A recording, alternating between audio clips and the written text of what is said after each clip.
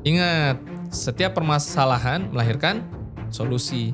Disitulah Agent Property Indonesia lahir. Manusia menajamkan manusia kan. Jadi kita bisa saling belajar gitu loh.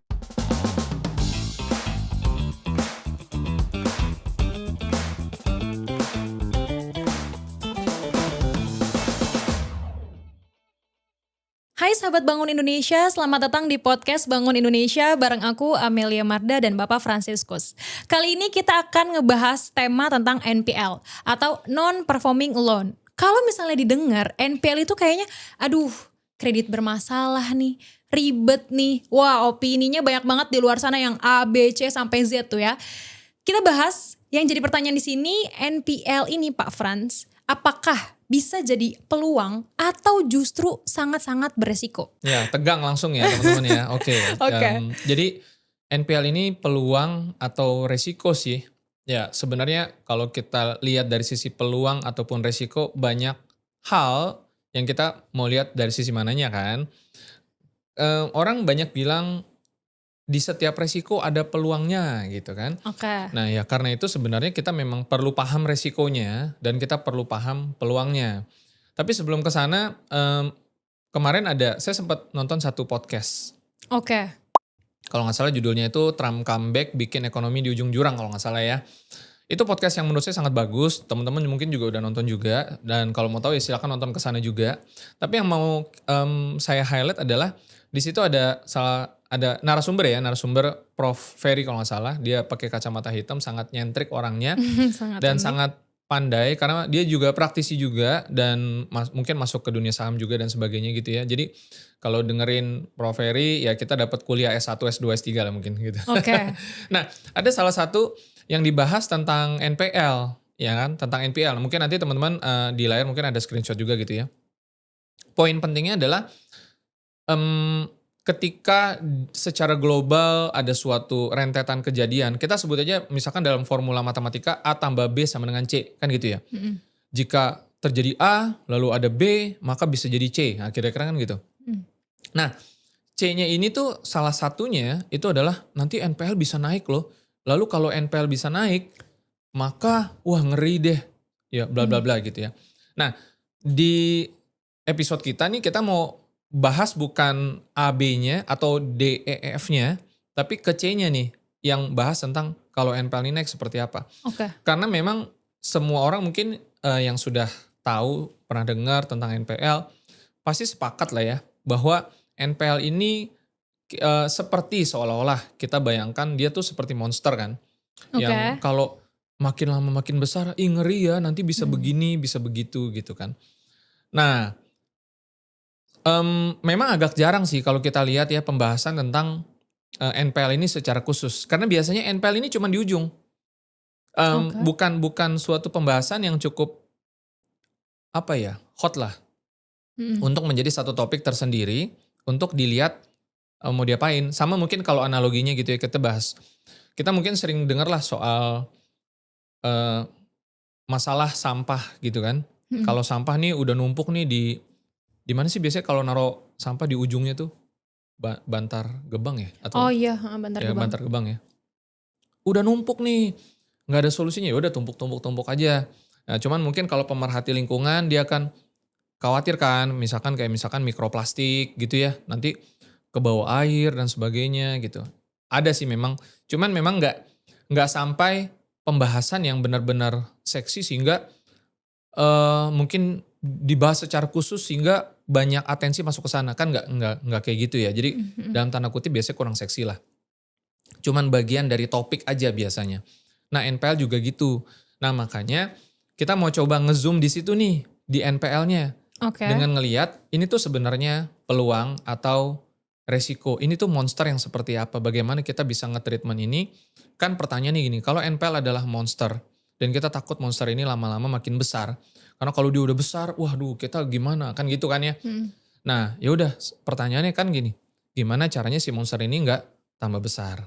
Nggak berbahaya. Itu, Mm-mm. ya.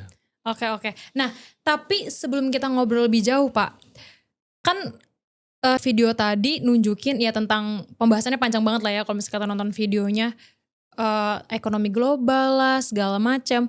Dan aku pelajarin sedikit demi sedikit ya. Kalau NPL itu kan berarti, maksudnya kalau udah di tahap berbahaya itu sekitar 5% atau berapa? 5% itu sebenarnya bumpernya. Jadi Maksudnya gimana Pak? kan mudahnya begini ya, kita pernah bahas juga di video-video sebelumnya. Mobil-mobil yang bagus dari Eropa tuh punya standar gitu kan. Oke. Kalau bicaranya mobil atau kendaraan yang memang masih pakai bahan bakar minyak ya. Karena kan pasti keluar asap ya, keluar karbon kan dari situ kan. Nah maksudnya eh, gimana caranya agar polusinya itu serendah mungkin gitu ya. Tapi kan ada standarnya tuh. Standar yang dimaksud adalah oh ya jangan sampai melebihi kan gitu ya. Ini kalau ada kendaraan bermotor punya asap polusi sebaiknya tidak lebih dari kadarnya berapa persen kan gitu Iya, ya. NPL juga gitu. Nah itu disebutnya 5%. Jadi standarnya maksudnya jangan sampai lebih dari 5% ya. 5% aja udah was-was nih, udah bahaya nih gitu. Kalau bisa di bawah itu. Jadi itu tuh kayak semacam tolak ukur. Oke. Karena kalau udah 5%, nih berarti ini udah lampu kuning lah kira-kira gitu kan. Apalagi lebih dari itu gitu. Nah jadi itu yang dimaksud dengan 5% NPL itu tadi. Oke, kita langsung ngebahas aja tentang jalan keluarnya nih. Soal NPL yang katanya monster, terus kalau semakin besar itu semakin bahaya. Cara menangani itu gimana Pak? Sesuai dengan judul kita tadi kan, NPL ini apakah benar-benar sangat-sangat beresiko atau justru peluang? Iya. Analogi recycle sampah tuh sebenarnya analogi yang sangat tepat gitu ya. Karena sama seperti sampah kalau kita bisa ngedaur ulang, nge-recycle, maka akan muncul value creation yang baru atau recreation bahkan gitu kan. Karena kan namanya juga sampah, ya kan? Ya. Dia udah nggak ada nilai makanya dibuang. Iya. Nah, NPL juga sebenarnya dalam tanda kutip sampah, bahkan banyak teman-teman ketika berhadapan dengan rumah-rumah atau properti dari NPL, asumsi anggapannya itu, ngapain itu kan sengketa, itu kan bermasalah. Ya. Karena anggapannya, asumsinya dianggap seperti tanda kutip, kan sampah. Ya. Gitu kan. Nah, wajar banget karena kita belum lihat peluangnya. Kita baru ngelihat resikonya. Sama kayak si sampah itu tadi. Padahal ini jadi ngomongin sampah gitu ya. Sampah tuh jadi bisnis loh. Oke. Yang memang dolarnya nggak kecil. Ya. Kalau bisa kelolanya. Ya kan? Kita ngomongin resikonya nanti mikroplastik, nanti bau segala macam. Itu semua resikonya tuh.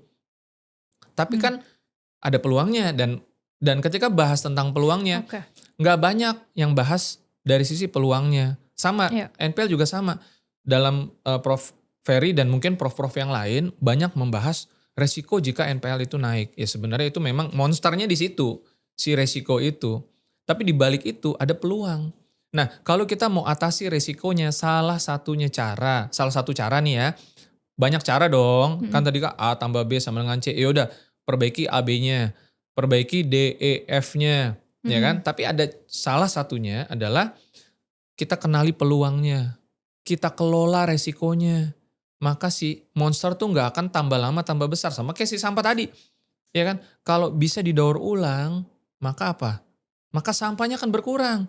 Maka resiko-resiko terjadinya sampah tadi itu jelas akan berkurang. Nah itu yang kita mau bahas tuh di NPL kali ini gitu ya.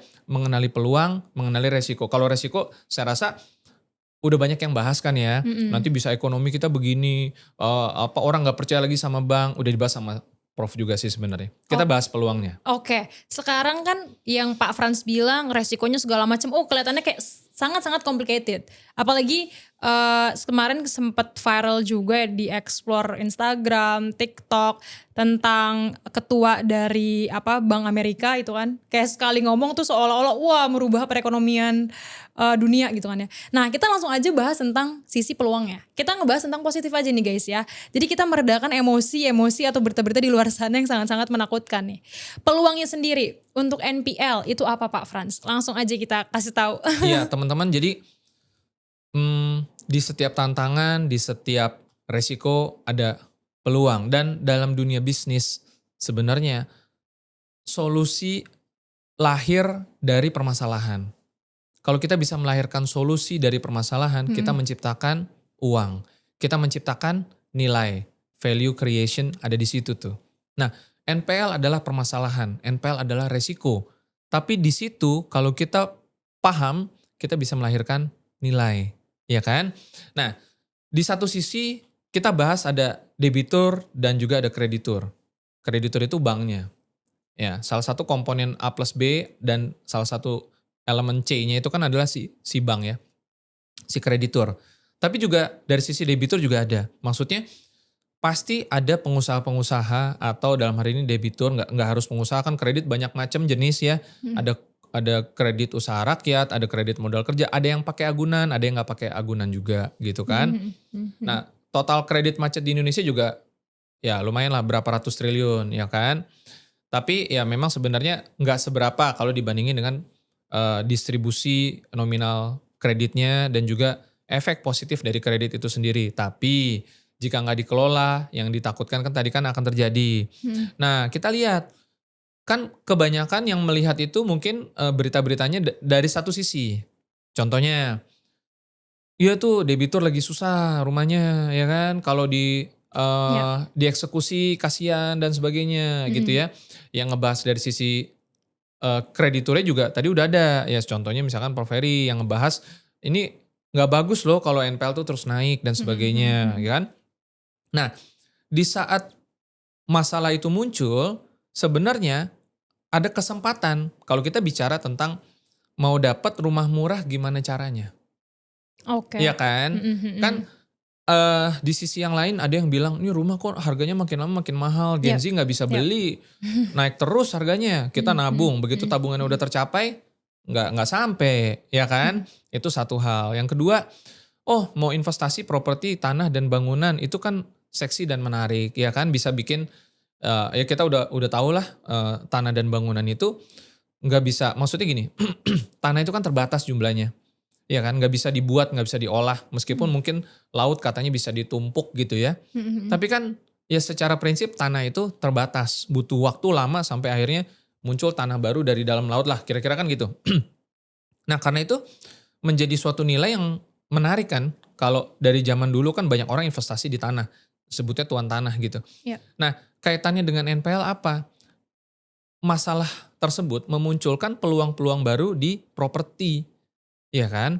Yang, oh ini ternyata murah nih, harga pasarnya tinggi, tapi ini ternyata murah, ya kan? Ya memang tidak sesimpel itu, ada faktor-faktor yang kita harus perhatikan. Iya. Seperti misalkan biaya-biaya yang berpotensi timbul dari sana. Tapi, ya memang sesimpel itu juga bahwa masalah melahirkan peluang. Tapi kan kita harus bisa mengelola resikonya. Singkatnya, gampangnya nih biar semua juga mudah gitu ya, karena saya juga tidak bisa menggunakan bahasa-bahasa tingkat tinggi profesor gitu ya. Prinsipnya adalah ketika orang cari rumah murah, ketika orang cari properti murah, NPL salah satu sumber yang menarik. Di sana ada masalah. Masalahnya apa? Kreditnya macet. Butuh jalan keluar. Siapa yang butuh jalan keluar? Krediturnya juga butuh jalan keluar. Karena yang punya kesulitan ekonomi bukan cuma debitur. Debitur oke, bisnis lagi susah. Ya kan seolah-olah hanya dia yang menderita. Enggak juga, kreditur juga bisa menderita juga. Ya kan, nah karena itu dibuatlah yang namanya Undang-Undang Hak Tanggungan. Pasal 613 KUH Perdata juga ada yang memberikan satu payung utamanya gitu loh. Jika terjadi lelang, jika terjadi cesi, pengalihan piutang. Disitulah kita semua yang paham pada akhirnya ngelihat ini ada peluang. Kita bisa masuk buat dapat harga lebih murah. Ya kan, jadi menjadi pilihan tersendiri. Oh, apakah kita mau beli rumah dari, kemarin kita bahas primary, secondary, NPL ya kan. Kalau mau naik harganya kita beli sama developer yang bagus, gimmick marketingnya seperti itu. Terjadi nggak? Terjadi, tapi harus nunggu. Karena setiap kelas pada akhirnya, setiap kategori properti itu punya karakternya masing-masing. Kita mau beli secondary, kita cari orang yang BU ya kan.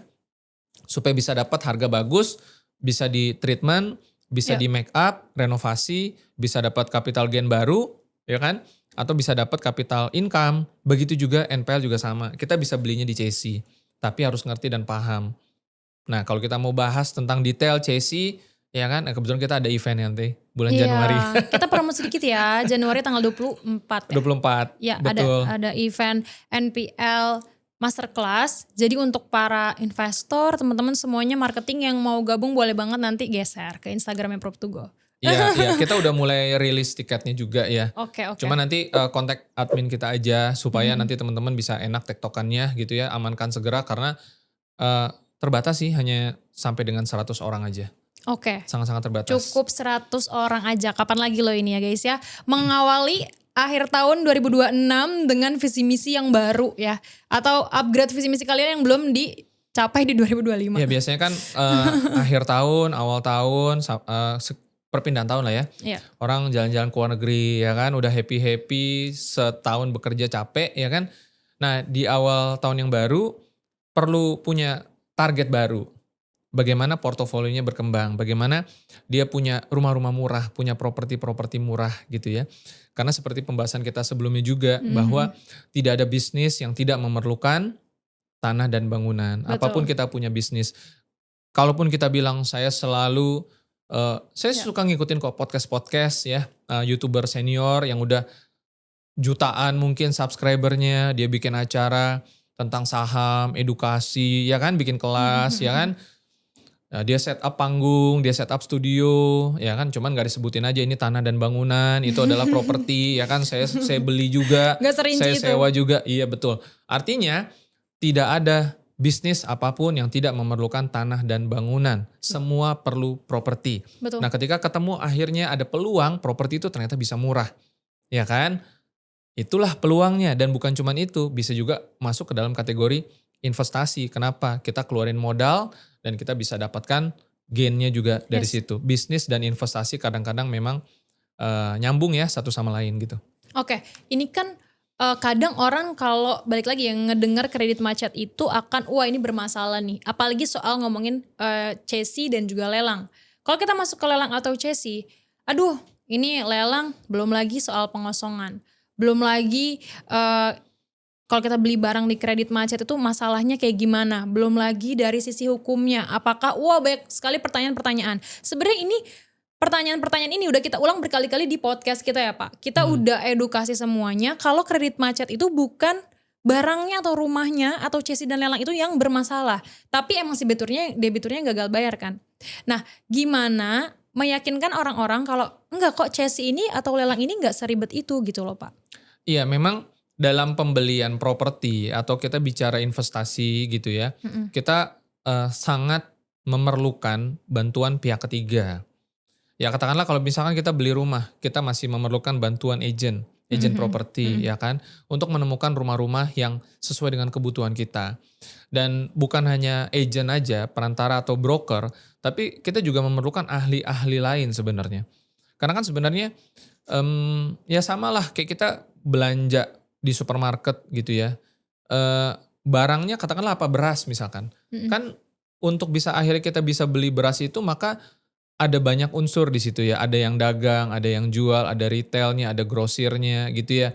Supaya mempermudah kita dalam mendapatkan barang tersebut. Nah begitu juga sama. Properti ini kita mungkin kalau bicara NPL nggak hanya kita cukup tahu, cukup paham gitu ya. Kita ikut banyak seminar, kita bahkan ada yang memang jual kursus mungkin ya sampai jutaan gitu ya. Nah begitu ikut jadi tahu, jadi paham, literasinya melek nih, peluangnya oh ya nih kenapa enggak gitu ya. Nah tapi begitu selesai seminar ya silakan cari sendiri, silakan usahakan sendiri. Jadi memang problem utamanya sebenarnya teman-teman bukan dari si properti itunya ya, bukan dari propertinya, tetapi ini tuh harus bisa dieksekusi. Nah, seringkali saya bikin analogi simpel. Contoh biro jasa deh, kita semua kenal biro jasa. Kalau kita perpanjang SIM atau STNK, kadang kita ini nggak punya waktu, betul kan? Iya. Bukan berarti kita nggak bisa lakukan itu sendiri. Ini contoh yang dipersimpel aja ya. Okay. Maksudnya bukan berarti sesimpel itu, tetapi ini contoh simpel yang supaya kita paham aja. Semua orang bisa kok urus sendiri SIM, bisa kok urus STNK sendiri, ya kan? Tapi kenapa pada akhirnya mungkin dia suruh orang lain? Bukan berarti biro jasa itu secara eksplisit biro jasa, ya kan? Tapi bisa aja misalkan anak buahnya dia suruh kan? Kenapa? Karena dia nggak punya waktu. Betul. Jadi sesimpel itu ya, karena dia nggak punya waktu dan mungkin dia juga males, maksudnya harus antri, harus apa segala macem, Mhm. ya kan. Nah, dalam kasus yang lebih kompleks seperti ngurusin NPL, memang butuh banyak effort untuk, eee, pertama dia lihat barang murah, Mhm. ya kan. Ini kira-kira urutannya kayak gini lah, kalau ngomongin lelang dulu deh ya, kalau ngomongin lelang nih, barangnya murah ya, oke. Setelah lihat, mau ngapain? Lakukan langkah-langkah administrasi supaya kita bisa dapetin barang itu kan, Mhm. ya masuk ke websitenya dan sebagainya, ya kan. Oh saya nggak ngerti, pelajari lagi, ya kan. Mhm. Deposit lagi, kan gitu kan. Terus harus menang gimana nih, ya harus menang dong, kalau nggak menang ya Iya. diliatin dong apa apa nggak dapet dong. Mhm mhm Supaya mhm. menang bagaimana, ya kan mikir lagi, Iya. set waktu lagi, kan gitu kan. Iya. Jadi kalau orang kan mungkin ya, kalau, kelas menengah ke atas, berharapnya, membayangkannya, kalau kita ngomongin sekarang geser dikit ke saham misalkan, oh gampang nih tinggal aplikasi, tinggal tinggal main jempol, dipermudah kira-kira kan gitu. Mhm mhm. Bahkan dari kripto gitu juga sama, dipermudah, bikin akun, top up saldo, belanja, main jempol doang kira-kira kan gitu, ya kan. Atau, eee, ini dikit deh kita melenceng dikit ya, kan kita semua sepakat nih kita tidak mendukung, ya apa namanya, judol, Iya. ya kan. Ini kalau kita belajar dari sumber yang salah gitu ya, bahkan judol pun paham prinsip itu, dipermudah kan, Mhm. aksesnya dipermudah kan. Dengan dia sebar masif, "Oh nih cuman segini kok," dipermudah. Bayangin yang salah, contoh yang salah aja ngerti prinsipnya, dipermudah. Kan gitu, supaya orang bisa masuknya gampang. Kan gitu, Iya. ya kan? Nah sama, jadi kalau teman-teman berpikirnya terlalu, sorry to say mungkin agak naif gitu ya, "Oh iya, murah nih rumah, properti murah, ya udah saya urus aja sendiri." Siap-siap aja, capek segala macem. Itu yang bikin orang pada akhirnya males, Mhm mhm ya mhm. kan? Mhm. Tapi kita lihat, ingat, setiap permasalahan melahirkan solusi. Disitulah Agent Property Indonesia lahir Hadir. untuk membawa Betul. solusi Ya. agar teman-teman yang, ih saya mau nih NPL supaya mudah bagaimana, supaya murahnya saya bisa dapat bagaimana. Mhm. Nggak usah pusing, udah kasih aja kita. Kita yang ngurus keribetan itu, teman-teman tinggal dapetin mudahnya. Oke, jadi emang kalau misalnya di Agent Properti Indonesia ini, kalau misalnya teman-teman mau geser sedikit ke YouTube video-video kita tuh emang udah ada paketnya guys. Sekarang udah dipermudah banget juga buat kalian yang emang mau investasi di Chessy ataupun lelang, kita ada aplikasi namanya Asset Hub. Jadi itu tuh aplikasi untuk teman-teman yang memang mau lihat beberapa properti tanah, ruko, apartemen, hotel, itu lebih mudah. Listingan ada 1.000 bahkan lebih ya Pak ya. Kalau misalkan nggak ada nih di tempat yang kalian mau atau tanah atau rumah, bisa langsung hubungin admin dari Prop2Go karena kita langsung menyediakan yang kalian butuhkan Iya, gitu. betul. Nah, kita langsung masuk ke perbedaan sederhana tentang beli sengketa sama beli hak penyelesaian tuh Pak. Maksudnya gimana? Ketika orang melihat ini masalah yang tadi kan, Mhm sengketa mhm, nih mhm jangan-jangan mhm mhm. jauh-jauh deh. Teman-teman, itu karena kita belum paham. Balik lagi. Kecenderungannya manusia Oke. itu akan pergi jauh dari yang mereka takut, dari yang mereka Ya. khawatir. Sebenarnya dari yang mereka tidak pahami. Kita nggak suka kalau kita tuh nggak paham, dan setuju banyak investor besar mengatakan, saya hanya mau investasi ke sesuatu yang saya pahami. Warren Buffett ngomong gitu tuh, Mhm mhm. ya kan? Nah jadi kata kuncinya pahami dulu, ya kan? Nah kalau kita udah paham, persepsi kita akan berubah. Kita akan jadi bisa, ih lucu ya kok dulu saya nggak ngerti ya. Ih lucu ya dulu saya anggap ini masalah ya. Ih kok sekarang saya jadi dapat keuntungan dari situ. Lucu ya. Nah kayak gitu, Mhm mhm. ya kan?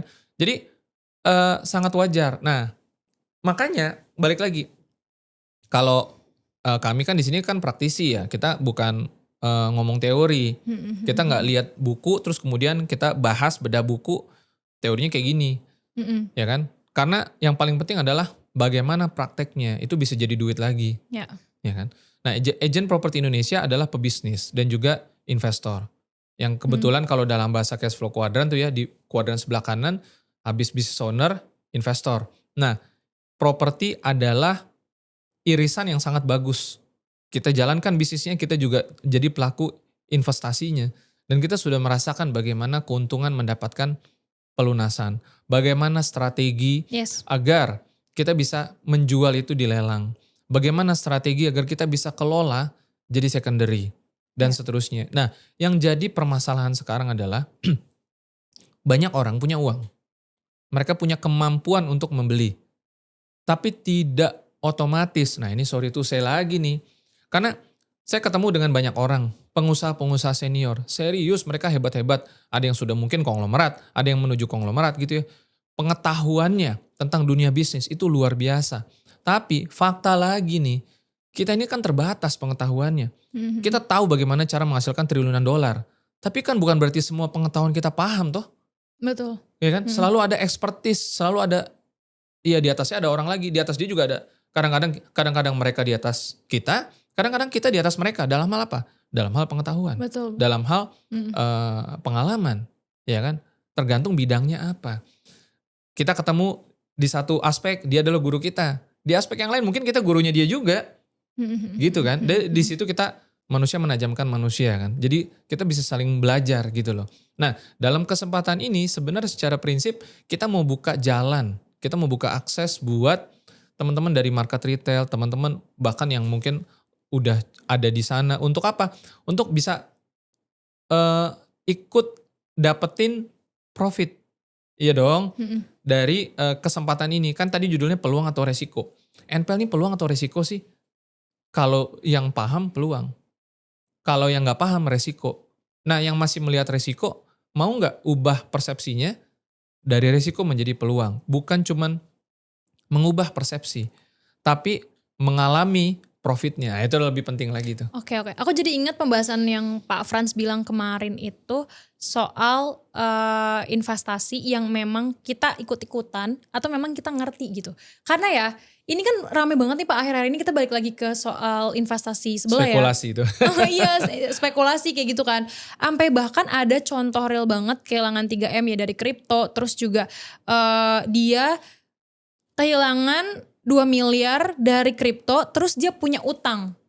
Rumah jadi 700 juta. Karena kan dia masih KPR atau apa, aku gak ngerti. Loh kok di sisi lain kenapa dia gak coba investasi yang memang minim resiko, tapi emang returnnya bagus gitu kan. Atau memang dia kayak, mungkin karena balik lagi kali ya, ke nafsu juga, pengen dapat keuntungan besar, tapi pas nerima resikonya malah jadi gangguan mental gitu istilahnya.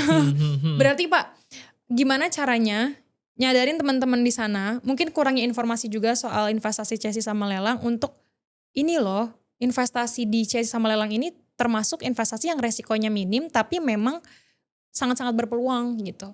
Iya. Apakah memang juga nih investasi, ini ngomongnya bukan chassis dan lelang ya, apakah semua investasi itu ada resikonya juga dan ada peluangnya juga kalau disamaratakan gitu? Iya, setiap instrumen investasi ada peluangnya masing-masing, ada resikonya masing-masing. Iya. Yang terpenting seorang investor itu harus tahu kedua-duanya. Dia nggak boleh hanya lihat peluangnya, dia juga harus tahu resikonya. Tapi setelah tahu resikonya, ya dia buat apa cuma tahu doang, ya kan? Karena balik lagi nih, kita nggak bisa terlalu membandingkan juga, ya kan? Oh ya kalau di saham saya bisa dapat 1000%. Ya berapa banyak sih yang bisa dapat 1000%? Mm-mm. Saya bisa dapat 100%. Berapa banyak sih? Berapa lama sih? Ya kan? Kok ya ini kalau kita mau ngomongin dari sisi pesimis gitu ya. Emang yang loss kan ada juga, ya kan? Ya poinnya adalah kalau cuman puluhan persen, ya di CSI juga bisa juga, ya kan? Sampai 100% bahkan ada juga gitu loh, ya kan? Nah, cuman yang menarik kan sekarang yang kita perlu kasih lihat, ini kalau ngomongin NPL berarti kan backbone-nya, agunannya, tanah dan bangunan. Real asset. Nah real asset itu punya banyak kelebihan yang teman-teman mungkin udah tahu juga. Salah satunya, kalau kita bicara aset digital nih, nggak usah ngomongin aset digital deh, kita punya akun digital deh. Kan sekuritas misalkan, atau yang sempat rame di berita, kita punya akun di bank aja.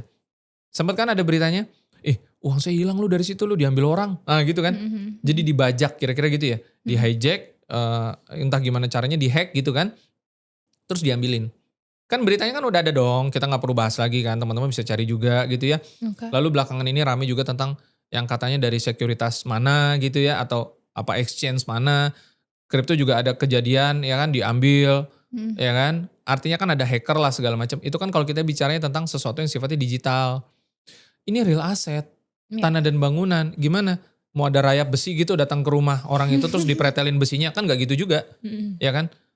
Eh jadi jauh lebih aman sebenarnya. Ya. Sulit untuk mendapatkan hal-hal semacam itu. Jadi itu bagian dari kelebihan yang kita perlu perlu paham. Nah, kalau bicara tentang potensi kenaikan, jangan salah, ini sebenarnya pernah dibahas juga sama siapa? Saya agak lupa lagi. Saya taunya nama depannya si Mr. Andrew ya. Itu juga Andrew Susanto ini salah satu yang menurut saya sangat positif orangnya, ya kan? Punya real bisnis juga dan sudah terbukti, ya kan? Secara prinsip gini, kita ini balik kalau ke tanah dan bangunan NPL, ya kan? Kita kan pilihan kita dua. Kalau kita mau dapat untung, yang dibahas sama Andrew saat itu adalah ini bisa naik ke atas berapa persen? 10. Kalau nggak salah dia incarnya emang bisa 10% kira-kira gitu ya. Mhm. Supaya kita bisa dapat 10% gain atau bahkan lebih, pilihannya sebenarnya kan ada dua dalam diagram XY, ya kan? Diagram XY gitu ya. Pertama, nungguin dari 0 ke 100% atau kita beli minus. Itu kan solusi juga tuh. Mhm. Iya Mhm. dong. Mhm. Beli minus tuh maksudnya apa? Belinya turun ke bawah. Dapat diskonnya berapa? Kalau kita beli sama developer, kita bisa nungguin dari posisi 0 ke 100 kan. Grafiknya kan naik ke atas. Seiring berjalannya waktu harganya naik. Ya kan? Nah, kalau investor yang cuman ngelihatnya dari aspek apa namanya? Emang bisa naik berapa persen, berapa lama? Lalu ngelihat secara mensimplifikasi secara global misalkan. Ini Mhm. properti sekarang kenaikannya cuma berapa persen. Ya kalau kita ngelihatnya diagram XY cuma dari posisi 0 ya iya, ya Mhm. kan? Tapi Mhm. kalau kita ngelihat sisi bawahnya, ya kalau gitu jangan beli di 0, belinya di minus dong. Oke, oke, ini aku kurang ngerti. Maksudnya kalau beli di minus, Dapat diskon. Kan misalkan contoh. diagram XY itu kan berarti kan kita bisa start dari 0, Mhm. Mhm. lalu naik ke atas, Ya. sehingga menjadi profit kan. Berapa Mhm. lama suatu properti di suatu wilayah harganya bisa naik. Oke. Untuk hitung potensi capital gain, lalu juga menghitung capital income yang dia bisa dapat, orang investor sebutnya yield lah. Mhm. Tapi kalau kita dapat diskon, diskon tuh artinya apa? Di bawah harga, ya Mhm. kan? Nah, ya udah gimana cara kita bisa dapat harga yang minus di bawah dong, berarti kan Oke. Oh, diskon. iya, ya. Ya Ya. kan? Nah, Mhm. kalau kita cuma mau hitung margin 10%, margin 20%, margin 30%, itu rumusnya yang harus kita ngerti. Oke. Supaya dapat potongan tuh bagaimana. Karena disitulah kita jadinya nggak perlu nunggu. Nah Ya. itu salah satu rahasianya tuh. Pak Andrew, investasi Chelsea dan lelang yuk. Dibuat short terus langsung tag ya ke Pak Andrew ya. Siapa tahu mau investasi Chelsea dan juga lelang. Ngomong-ngomong ya, Ngomong-ngomong. kita bahas lagi sedikit ya. Ya gimana? Eh Pegadaian toko emas pakai properti kan. Pak Andrew mau menambahkan lagi propertinya untuk melebarkan. Kalau nggak ada propertinya, bisnis apapun nggak bisa berkembang. Ya. Itu Tuh. fakta, nggak bisa dibantah. Jadi gimana Pak Andrew? ACC langsung ya. Si kenal guys sama Pak Andrew. Oke Pak Frans, sebelum kita closing, ada yang mau ditambahin lagi gak untuk episode kali ini? Masih banyak kah pembahasannya atau Ya, mau? segitu dulu aja lah Segitu ya. dulu, Intinya oke. maksudnya teman-teman, NPL itu peluang atau resiko? Tergantung Ya. siapa yang ngejawab. Setahu apa dia, sepengalaman apa dia, ya kan? Dan yang lebih penting adalah kita mau bagi-bagi peluangnya. Kita nggak mau cuman nge-breakdown, oh ini peluang. Teman-teman mungkin udah banyak lah nonton kayak begitu kan. Oh iya ternyata ini peluang, oh ini ternyata resiko. Ya. Kalau udah tahu peluangnya, ya udah lu cari sendiri peluangnya. Mm-mm. Ya kalau kita sih di sini sebenarnya kita mau orang tahu peluangnya apa, tahu resikonya apa, dan kalau udah tahu peluangnya, yuk ikut yuk, dapetin peluangnya sama-sama. Apalagi kalau udah punya uang ya, aduh enak banget tuh muterinnya Pak. Pak Ya. Andrew. Masih tetap usaha ya. Marketingnya saya ya Pak. Holy Wing butuh tanah dan bangunan. Betul. Mau melebarkan apa lagi Pak? Ayo. Mau kan udah ada di SCBD. Mau ditambah lagi Jakarta Timur? Udah. Oke, kalau gitu sahabat Bangun Indonesia, episode kali ini sangat-sangat seru ya. Jadi kita harus ngelihat sisi investasi, contohnya Chelsea dan lelang. Oh ternyata ini bisa jadi peluang juga buat teman-teman investor gitu. Kalau kayak gitu, episode kali ini cukup sampai di sini dulu. Jangan lupa nyalain lonceng notifikasinya. Jadi ketika kita upload video, teman-teman bisa langsung nonton. See you guys there. Bye.